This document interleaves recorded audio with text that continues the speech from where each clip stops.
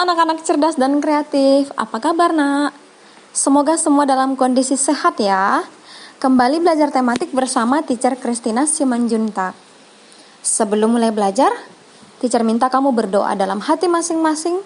Doa dimulai.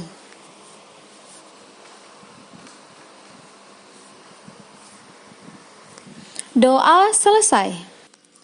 Hari ini kita akan belajar 2 kompetensi dasar, yaitu KD 32 IPA, menghubungkan ciri pubertas pada laki-laki dan perempuan dengan kesehatan reproduksi, serta KD SBDP yaitu KD 34, memahami patung.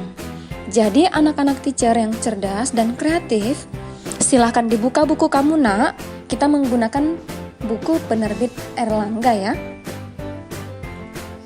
Tujuan pembelajaran hari ini yang pertama, menjelaskan cara menjaga kebersihan dan kesehatan tubuh pada masa pubertas. Kedua, menjelaskan cara menjaga tingkah laku pada masa pubertas. Ketiga, menjelaskan cara melindungi diri dari penyakit pada masa pubertas. Lalu menjelaskan teknik membuat patung. Serta yang terakhir, membuat patung dengan bahan lunak. Persiapkan diri kamu, ikuti pembelajaran melalui video ini dengan sungguh-sungguh dari awal sampai akhir ya. Silakan dibuka bukunya halaman 60. Nah, setelah berolahraga anak-anak teacher, apalagi kamu yang sudah memasuki masa remaja atau pubertas, tubuh kita pasti berkeringat ya.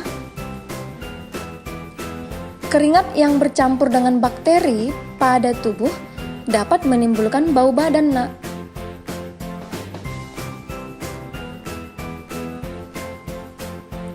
Apalagi ketika masa pubertas, keringat yang dihasilkan akan lebih banyak daripada masa anak-anak. Oleh sebab itu sangat diperlukan bagi kamu untuk lebih rajin membersihkan tubuh ya.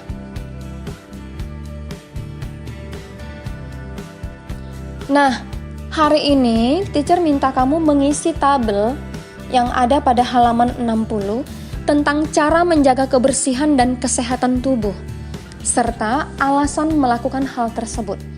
Tahu maksudnya ya? Jadi tuliskanlah 5 cara menjaga kebersihan dan kesehatan tubuh.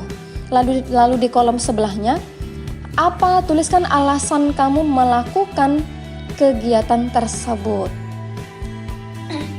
Nah, di halaman 61 sudah ada tabelnya. Tapi teacher minta kamu mengerjakannya di buku tulis ya. Harus di buku tulis. Mengapa harus di buku tulis? Iya, agar kamu bisa lebih kreatif menulis. Tidak terbatas oleh tabel yang sempit di textbook. Jadi tulis di buku tulis ya.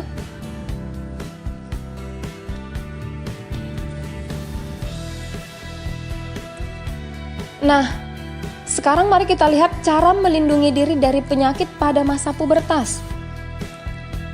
Ingat tadi nak bahwa ketika masa pubertas itu banyak perubahan-perubahan yang terjadi dalam tubuh kita akibat adanya hormon yang mulai bekerja, terutama pada organ reproduksi ya.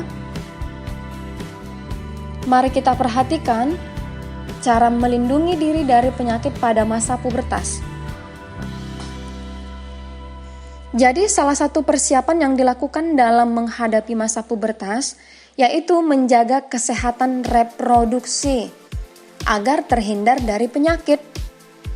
Ya, kesehatan reproduksi atau organ-organ reproduksi harus diperhatikan, harus dijaga kesehatannya. Menjaga kesehatan reproduksi dapat dilakukan dengan merawat organ reproduksi. Ya, merawat organ reproduksi karena kamu sudah memasuki masa remaja.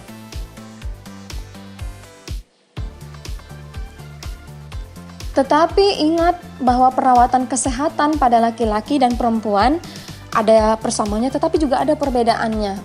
Mari kita perhatikan perawatan kesehatan reproduksi remaja laki-laki. Yang pertama, Tidak menggunakan pakaian dalam terlalu ketat. Ya.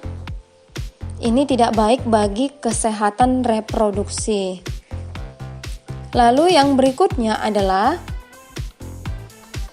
menggunakan pakaian dalam yang dapat menyerap keringat lebih baik.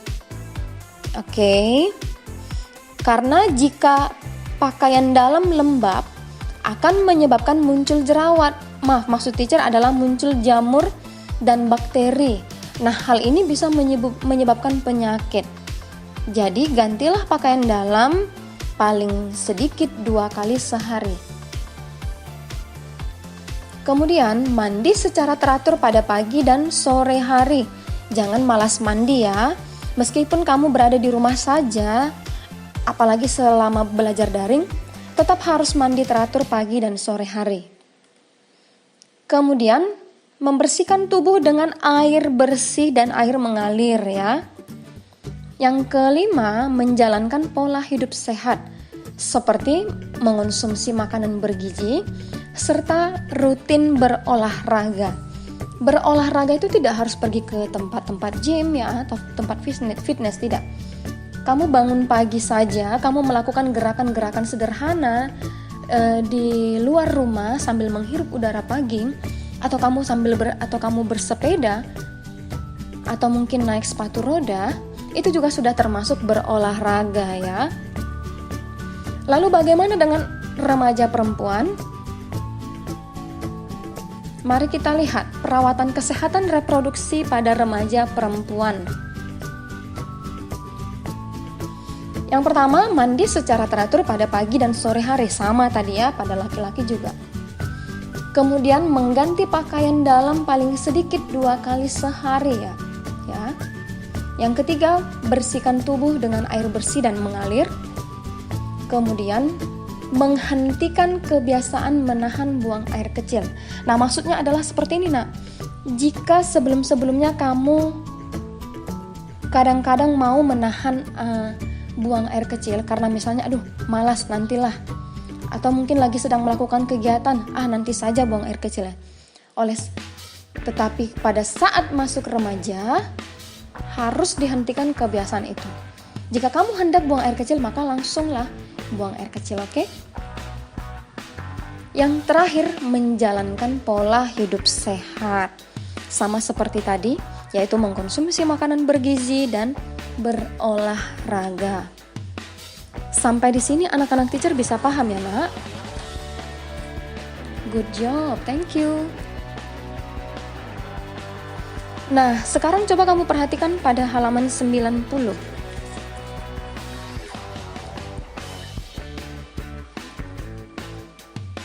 Yaitu persiapan menghadapi masa pubertas. Di sana ada tabel di halaman 90 bawah. Ada bagan ya, ada bagan yang bertema persiapan menghadapi masa pubertas. Hal yang boleh dilakukan serta hal yang tidak boleh dilakukan. Teacher minta kamu kerjakan di buku tulis juga. Ingat, harus di buku tulis. Tidak boleh di textbook karena kolomnya terlalu sempit ya. Apa hal yang boleh dilakukan? Tuliskan masing-masing 3. Serta hal yang tidak boleh dilakukan, tuliskan 3 hal juga. Tulis dengan rapi, buat persis seperti yang ada di buku ini. Bahkan bila perlu, lebih kreatif lagi. Bisa anak-anak teacher ya.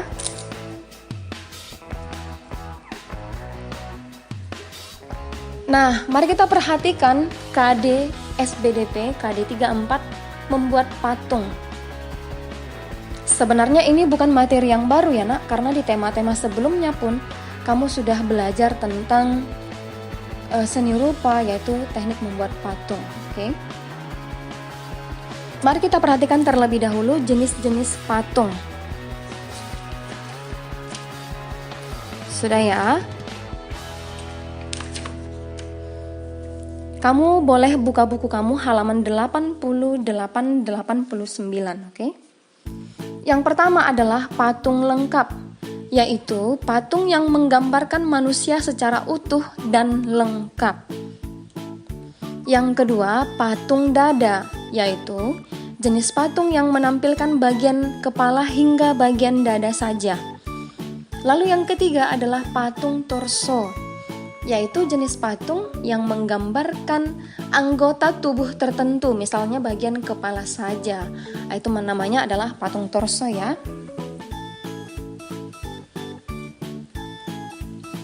Nah, patung dapat dibuat dari bahan keras maupun bahan lunak. Mari kita lihat bahan-bahan untuk pembuatan patung. Yang pertama adalah bahan lunak. Bahan lunak ini terbagi dua. Yang pertama adalah bahan lunak sementara, yaitu bahannya seperti tanah liat, bubur kertas, adonan tepung, dan serta adonan semen. Lalu ada bahan lunak tetap, yaitu lilin mainan atau plastisin, dan sabun batangan. Nah, apa maksudnya bahan lunak sementara? Artinya adalah sifatnya lunak ketika proses pembuatan patung dan akan menjadi keras. Jadi awalnya itu bahannya itu adalah bahan lunak, tetapi ketika dijadikan patung akan berubah menjadi keras. Itu maksudnya bahan lunak sementara. Lalu maksudnya bahan lunak tetap itu adalah bahan lunak yang bersifat tetap, tidak akan berubah menjadi bahan keras. Plastisin, ingat plastisin itu kan awalnya memang dia lunak, bahkan ketika sudah dibentuk-bentuk benda-benda pun dia tetap lunak ya, dan juga sabun batangan. Yang kedua adalah bahan keras. Bahan keras ini contohnya kayu atau batu cadas ya.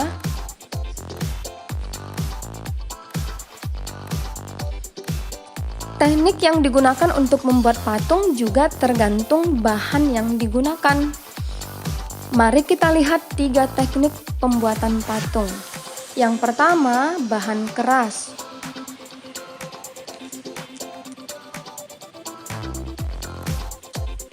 Nah, bahan keras yaitu dilakukan dengan teknik memahat dan mengukir. Lalu teknik bahan keras yang dilelehkan ada juga ya, yaitu dibuat dengan teknik mencetak. Nah, bahan yang dia pakai ini biasanya contohnya gips, besi, atau perunggu. Jadi bahan keras lalu dilelehkan ya nak ya, dengan proses pemanasan yang sangat tinggi. Nah, jadi cetakan yang dibuat itu dilelehkan terlebih dahulu, masukkan ke dalam sebuah bentuk cetakan, nanti lalu akan mengeras ya. Yang ketiga adalah teknik dengan bahan lunak. Yang digunakan tekniknya adalah membentuk dengan cara memijit, menambah dan mengurangi bahan. Nah, sampai di sini anak-anak teacher bisa paham ya. Kamu juga bisa melihat di halaman 89 langkah-langkah pembuatan patung. Yang pertama, menentukan bentuk patung, menuliskan rencana, kemudian membuat sketsa gambar terlebih dahulu. Lalu dipikirkan teknik yang akan digunakan. Dipilih dulu apa teknik yang akan digunakan, disesuaikan dengan bahannya. Seperti itu. Sampai di sini anak-anak teacher bisa paham ya. Good job.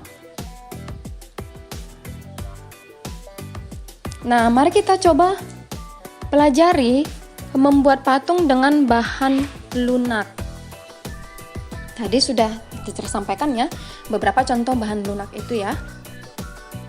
Kamu bisa buka buku halaman 101. Di sana ada beberapa contoh patung pahlawan di beberapa daerah di Indonesia. Nah, semua patung pada monumen itu yang ada di buku kamu itu halaman 101 dibuat menggunakan bahan keras yaitu logam. Kalau logam berarti teknik yang digunakan adalah dengan cara dilelehkan ya, lalu dimasukkan ke dalam cetakan. Nah, mari kita lihat teknik pembuatan patung dengan bahan lunak. Ada 3 teknik ya. Yang pertama adalah teknik butsir. yaitu teknik yang dilakukan dengan cara mengurangi bahan sedikit demi sedikit sampai menjadi bentuk yang diinginkan. Alat yang digunakan ini adalah butsir atau sudip. Kamu bisa melihat di buku kamu halaman 102 ya. Yang kedua, teknik pijat atau pancing. Nah, teknik yang digunakan ini dilakukan pada bahan tanah liat. Jadi, dilakukan dengan cara memijat tanah liat secara langsung dengan menggunakan tangan. Yang ketiga adalah teknik pilin atau cooling. Memilin, kalau dikatakan memilin ini menggunakan dua tangan ya, yaitu memilin tangan dengan kedua telapak tangan sampai membentuk seperti tali yang memanjang ya, seperti itu. Nah, ini adalah 3 teknik pembuatan patung dengan bahan lunak. Kamu boleh lihat contohnya di halaman 102. Sampai di sini anak-anak teacher sudah cukup jelas ya. Baik, untuk tugas kamu dari KD SPDP, kerjakan ayo berlatih halaman 104 nomor 3. Tuliskan dengan rapi jawaban kamu dan lengkap ya. Nah, berarti tugasnya ada 3 ya nak ya. Tadi ada tabel, kemudian ada bagan, dan terakhir ada ayo berlatih. Tolong dikerjakan dengan sungguh-sungguh, tulis dengan rapi menggunakan pena hitam. Demikianlah pembelajaran kita hari ini. Teacher ingatkan kembali untuk tetap senantiasa rajin membaca buku, kerjakan setiap tugas, jaga kesehatan, senantiasa menggunakan masker ketika keluar rumah ya. Sampai bertemu di video pembelajaran berikutnya. Tuhan memberkati, bye-bye.